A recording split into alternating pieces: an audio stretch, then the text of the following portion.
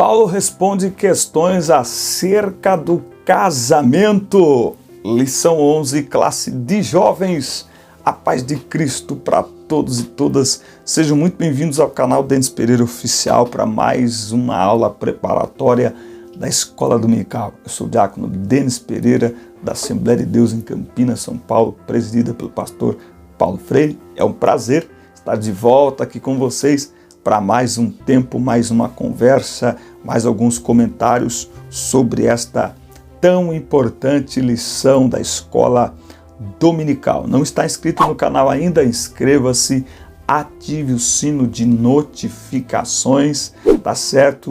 Deixe o seu comentário, deixe o seu like, isso é muito importante, eu respondo vocês, tá bom? Não se esqueça, deixe o seu comentário e aqui na descrição dos vídeos tem minhas redes sociais, tem um link para baixar material de apoio em PDF e eu vou colocar o link do meu WhatsApp. Você fala diretamente comigo e aí eu te direciono para os nossos grupos de professores da Escola Dominical. Paulo responde questões a respeito do casamento. Mas, se não podem conter-se, casem-se, porque é melhor casar do que abrasar-se. O casamento deve ser no Senhor, bem planejado e realizado de forma segura para amenizar as dificuldades de uma vida a dois. Se você não conhece muito aqui o meu canal, a hora que você terminar de assistir essa aula, dá uma olhada aqui no canal, tem muito conteúdo para jovens.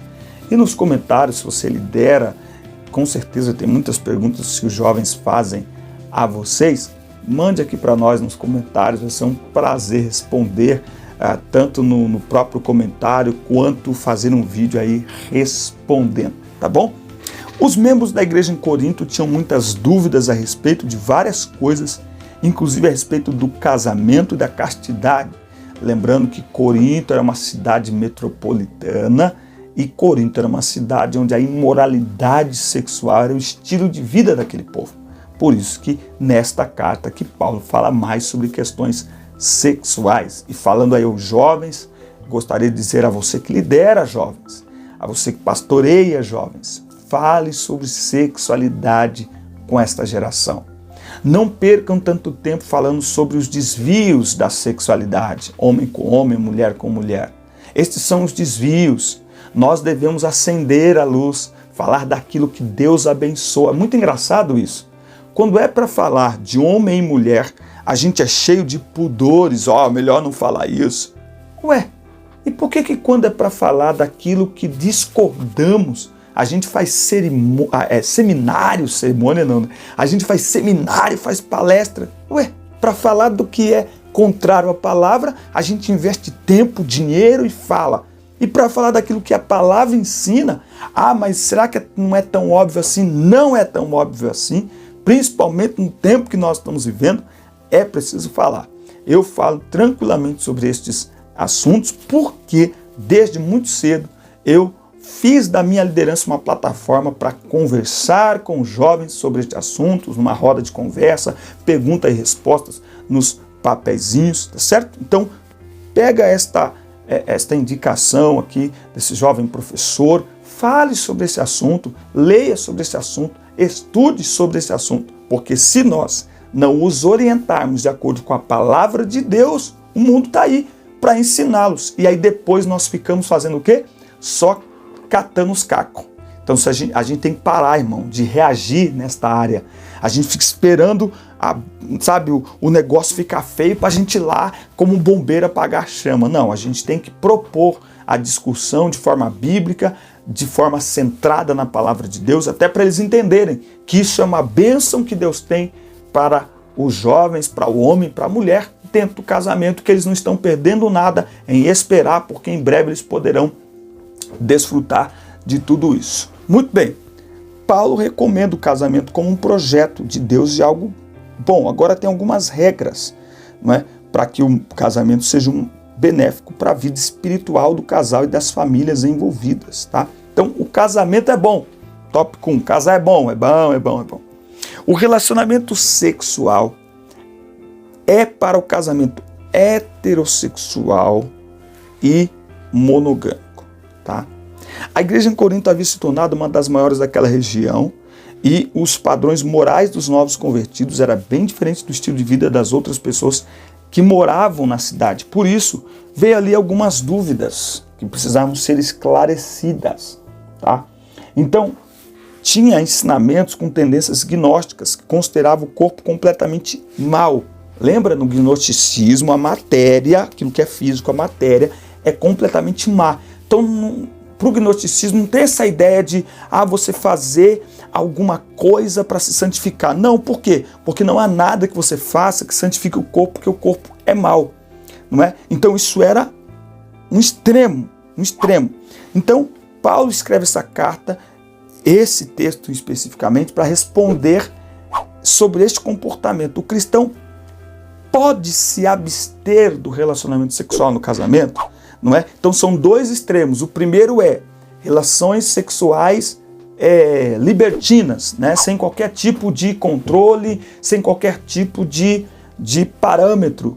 Por outro lado, entre solteiros ou entre casados fora do casamento. Por outro lado, e os casados? Eles podem se abster do relacionamento sexual, né? É a inversão de valores, né? Os solteiros tendo intimidade e os casados afastados uns dos outros, que é muito parecido com o que vivemos nos dias de hoje, né? Nós precisamos fazer das palestras para casais algo normal da igreja, não pode ser algo anual, algo de vez em quando. Paulo recomenda o casamento e afirma que era bom que o homem não tocasse mulher. Ele defende aqui isso porque a igreja estava ali no início, então era necessária a urgência da evangelização e ele deixa claro, né, que o solteiro ele cuida das coisas de Deus. Agora, por causa da prostituição, é bom que cada um tenha sua própria mulher e cada um o próprio marido. A promiscuidade em Corinto era tão intensa que só o fato de uma moça se identificar como moradora da cidade já seria motivo para considerá-la prostituta. A prostituição em Corinto era tão forte que criou-se um jargão, quase um verbo, que era corintianizar. Então, quando alguém diz, hoje eu vou corintianizar, o que significava que a pessoa estava indo para Corinto para se prostituir, para você ter uma ideia do nível da imoralidade sexual naquele lugar. Então, Paulo recomenda o casamento e o relacionamento sexual dos cônjuges, visando a procriação e o prazer de ambos. Você sabe que essa lição aqui, tem igreja que não dá essa lição. Tem igreja que não dá essa lição aqui não. Bom, a prática da abstinência sexual e do celibato é para solteiros, tá? Alguns membros da igreja, incluindo os casados, começaram a utilizar a abstinência sexual como forma de controle dos desejos sexuais. Isso se tornou um grande problema, pois não se imagina um casamento em que um dos cônjuges vê o relacionamento sexual como algo desprezível, enquanto o outro vê como algo essencial e necessário. Muitos irmãos, ainda hoje, eles enxergam o relacionamento sexual como algo impuro, né? Então, a gente tem histórias aí do passado de pessoas que jamais com a luz acesa. Um dos motivos porque este assunto não é abertamente falado na igreja é porque você começa a falar dele, muitos dos irmãos um pouco mais antigos, eles, como que pode falar sobre isso na igreja? Porque a ideia que se tem, pelo caminho da imundícia que isso levou, a ideia é que estamos falando de algo sujo. Acontece que dentro do casamento não é. O casamento só é imoral, o casamento só é sujo, o relacionamento sexual só é imoral, ele só é sujo, ele só é prejudicial fora do casamento. Fora do casamento. Dentro do casamento, não. Pelo contrário, dentro do casamento ele é necessário, é uma bênção de Deus para o casal, não é? Então, por isso que Paulo, ele vai escrever isso aqui. E aí tem que ter esse equilíbrio aqui, não é? Então, você tem alguém que não quer, por achar que aquilo é sujo, tem aquela ideia, né, aquela ideia da santificação, né? Então, não, essa semana eu estou jejuando, então esta semana não vou tocar na minha esposa. Gente, a Bíblia deixa claro aqui, vamos ler aqui, olha só, versículo 5 de 1 Coríntios 7, olha isso aqui. Não vos defraudeis um ao outro, senão por consentimento mútuo, por algum tempo, para vos aplicardes a oração e depois ajuntais outra vez, para que Satanás não vos tente pela vossa incontinência, pela falta de domínio próprio. Então, o casal só pode evitar relações sexuais se os dois chegarem a um acordo em relação a isso e com um único propósito, oração. E por um tempo muito curto. Não tem essa de nós vamos ficar 30 dias de jejum. Não, porque Paulo está dizendo que fazer isso é expor um ao outro ao descontrole, não é? É brincar com o domínio próprio um do outro. Então isso não deve ser feito. Isso não deve ser feito. Por quê? Porque a ideia de que, não é sujo, dentro do casamento entre marido e mulher não é sujo, não atrapalha a semana da consagração, não atrapalha, mas hoje é Santa Ceia, não tem nada a ver, mas hoje eu vou pregar, não tem nada a ver. A bênção de Deus já foi liberada a partir do casamento, em todas as áreas, inclusive nessa também. Celibato é para solteiros e mesmo assim para aqueles que recebem de Deus esse dom. Eu me assusto, estamos falando aqui para jovens, né? Eu me assusto, olha só, há alguns dias atrás eu discuti durante alguns dias na internet, no YouTube, com um jovem, porque ele disse o seguinte: eu durmo com a minha namorada e não vejo problema nenhum nisso. A gente só dorme junto. A gente não faz nada. Eu disse, meu filho, você tem que vigiar. Não sei o quê. Não, mas você está sendo... você está sendo promíscuo. Para você tudo é sexo, tudo é sexo. Então eu me assusto muito. Me assusto. Com uma geração de rapazes sem virilidade, porque isso é falta de virilidade. E virilidade é uma bênção. Virilidade é o fogo, irmão, sabe? Virilidade é o desejo abençoado por Deus, natural, do homem para com a mulher e da mulher para com o homem. Se o rapaz se aproxima de uma moça e nada sente, é completamente indiferente ao toque de uma moça, a ponto de dormir com ela à noite, e isso para ele não ser nenhuma tentação, irmão, isso não é santidade, isso é problema hormonal, isso é problema psicológico, isso é problema emocional. Isso vai ter problema no casamento. E eu não estou falando nem que este jovem ele gosta de outro homem. Não estou dizendo isso. Eu estou dizendo que isso precisa ser percebido pelos pais, percebido pela igreja. E isso muitas vezes é fomentado por esta ideia de que o sexo é algo sujo, de que aí a gente, olha que menino santo, olha que coisa linda, 27 anos, nunca deu beijo numa moça, que santidade. Cuidado, gente, cuidado, isso deve ser a exceção, não a regra. A regra é que o jovem seja cheio de Deus e que ele tenha os seus desejos, a sua vida, a sua virilidade em dia, mas por estar cheio de Deus, cheio do Espírito Santo, ele se controla, ele tem equilíbrio, mas ele sente, irmão, a ponto de, se for necessário, fugir do ambiente. Do contrário, nós vamos ter, e já estamos tendo relatos de casamento, que a moça descobre depois de casada que casou com uma coleguinha de quarto, sabe, com um amiguinho. Ela casou com o melhor amigo. Serve para tudo, mas não serve para a cama. Para a cama só serve para dormir. E isso é um problema sério dentro do casamento.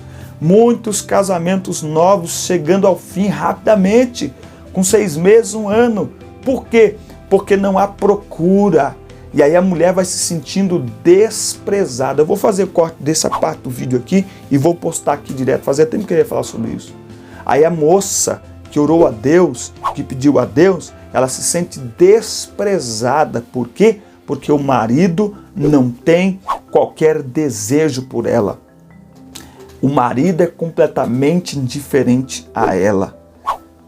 Ela se deitar ao lado do marido com uma camisola, com uma roupinha, ou ela se deitar ao lado do marido, sei lá, vestida com cobertor, não é? Ou então ninguém se deitar é a mesma coisa, o homem não olha, o homem não percebe, o homem não enxerga. Isso aqui é para ser falado para os jovens ainda solteiros, sabe? Para as meninas que estão namorando, vigiar, olhar e perceber, peraí, acontece, peraí, a coisa tem que ser equilibrada, mas peraí, ele nunca me deu um abraço um pouco mais, né? Assim, uma pressão, né? Que isso? Isso não tá certo. Porque isso, eu repito, virilidade não se recebe na cerimônia de casamento. Eu tô falando de coisa abençoada, gente. Tô falando de pornografia, não. Viu? Virilidade, o desejo pelo sexo oposto, isso é natural. A gente já nasce com isso. Mas a gente vive uma geração de, eu chamo de rapazes com uma masculinidade mutilada. Não tiveram uma referência paterna em casa, um homem de verdade em casa, e muitos criados pela mãe muito bem intencionada, mas por ter uma visão da masculinidade também prejudicada, porque foi abandonada, foi deixada para trás, tem uma geração de rapazes sendo criados não só em lares que tem ausência paterna, mas em lares onde tem um homem também, mas por mulheres que são leoas, sabe?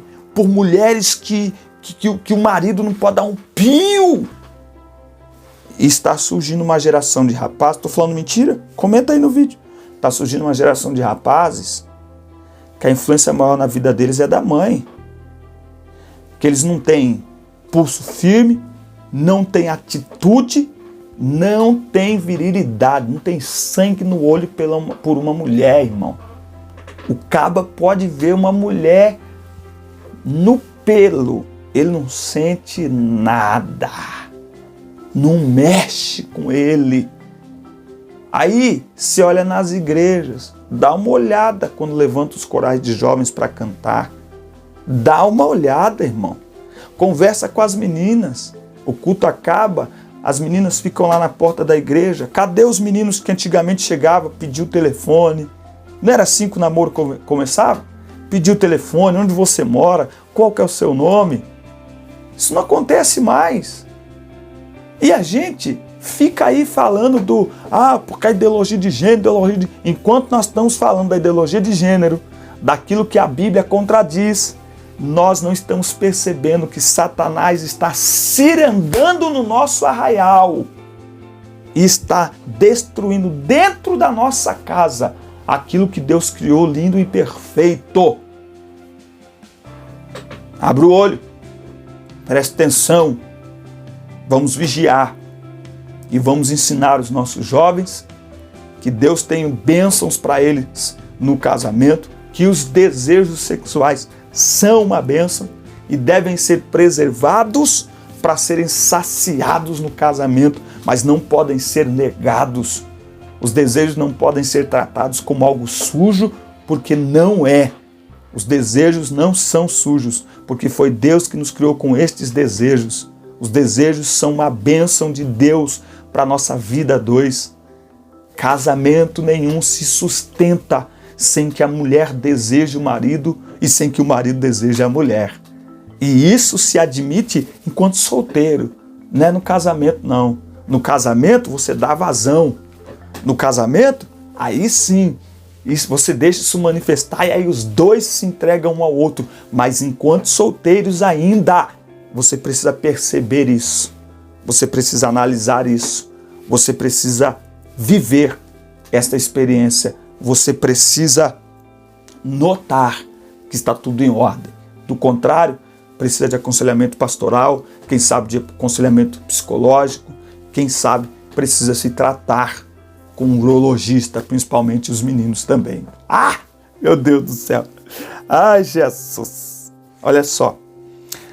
E aí, quanto aos casados, tá? Esses sacrifícios aí de fazer jejum de sexo, não sei o quê, isso é contrário ao evangelho e não agrega nada à vida espiritual, tá? Que você quer mais de Deus sacrificando, né, o seu cônjuge, a esposa, né? Não, vou ficar 30 dias no monte orando e meu esposo fica em casa cuidando dos filhos. Cuidado, cuidado. Tem muita gente perdendo o ministério porque está deixando o seu ministério em casa. Olha aí na internet para você ver. Olha aí na internet o que tem de gente perdendo o ministério. Sabe por quê? Porque está deixando o seu primeiro ministério em segundo lugar. O seu primeiro ministério é sua família. O nosso ministério começa em casa. A esposa, os filhos. Abandona aqui. Ninguém se sustenta no altar. Meu Deus do céu. Irmãos, ó, eu não vou ler aqui, porque essa palavra faz tempo que Deus tinha me dado e tem a ver com essa lição. E eu espero que isso seja algo extraordinário para a vida de vocês. Não quero que o vídeo fique muito longo. Então eu vou fazer aí outros vídeos falando sobre esse assunto. A indissolubilidade do casamento. Então, a ideia original é que o casamento seja para sempre. Engraçado, a minha filha ontem, hoje é quinta-feira, hoje é 10 de junho.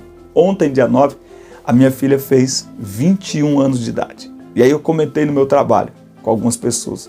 Ô cara, minha menina faz 21 anos hoje. Aí uma pessoa falou assim para mim, rapaz, e você ainda tá casado com a mesma mulher?